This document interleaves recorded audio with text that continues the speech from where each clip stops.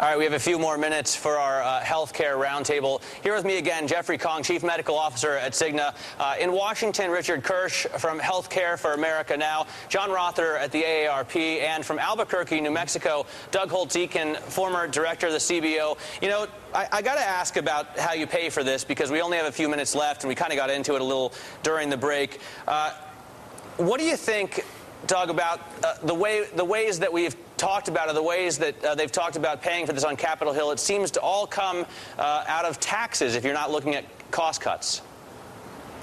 Well, I mean, it's a very simple calculation. You have to either reduce spending elsewhere in the federal budget, something that no Congress has great appetite for, or you have to raise taxes. And my big concern with what we are seeing in the House bill is this is a bill which has got imposition of additional mandates and taxes on employers, on individuals.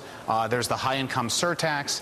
None of that would be beneficial for the economy and the job market, and in particular, none of it improves health care policy. So if you raise tax rates at the top, high marginal tax rates are damaging, but they're also an invitation to shelter more of your income in things like health care. And we're trying to avoid that overuse of health care. So this is a set of pay-fors that I don't actually think is sensible at all. I'd much rather see them have the health care revenues be things like capping the exclusion that have good incentives for more efficient use of health care dollars. And we're not seeing that in the House bill at all. Richard, what do you think? I mean, a highest marginal tax rate of 60% sounds rough. It also sounds rough to tax businesses with a penalty if they don't offer health care to their employees. Actually, we're talking about a minimum wage for health care for businesses, and we're talking about shared responsibility. What the legislation in the House does, it makes health care more affordable for businesses who can't afford it now, allows them to join pools, gives them tax credits, but says if you're an employer, we're going to make it more affordable. You have a responsibility, like you have a minimum wage, to help pay for health care. We're saying to individuals, you have a responsibility to help pay for health care, and we're going to make it more affordable. And we're saying for the taxpayers, we're going to raise the money in the most progressive way, take money from the people who got $700 billion in tax cuts, the very wealthy from the Bush administration, and use that to make health care more affordable for the country. Jeffrey, let me ask, I want to ask you and John. You can say that. Sorry? I mean, I just want to say, I mean, you can say that, but you've also got to do the analysis, and it's just not right. I mean, you cannot simultaneously claim it's cheaper for employers and charge them more. So, you know, the bill could be vastly improved as a healthcare reform bill and as a financing mechanism. We have opportunities to both raise the revenue, if that's the way you want to pay for it, and get better healthcare policy, and this doesn't do that. Well, Richard, do you think the bill could be improved if we weren't pushing to get it done before the August recess?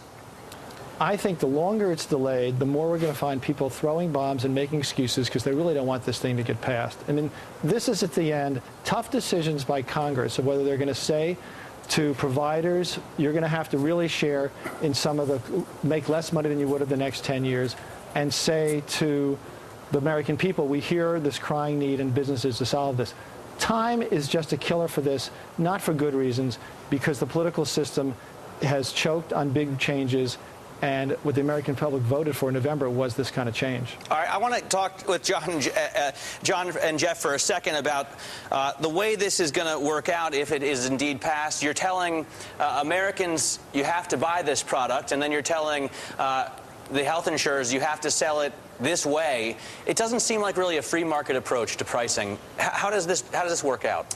So actually, it's so first of all, I just wanted to say that all of the innovation that either Doug Holtz-Eakin or John Rother are talking about are coming from the private sector. So we create incentives for health and wellness.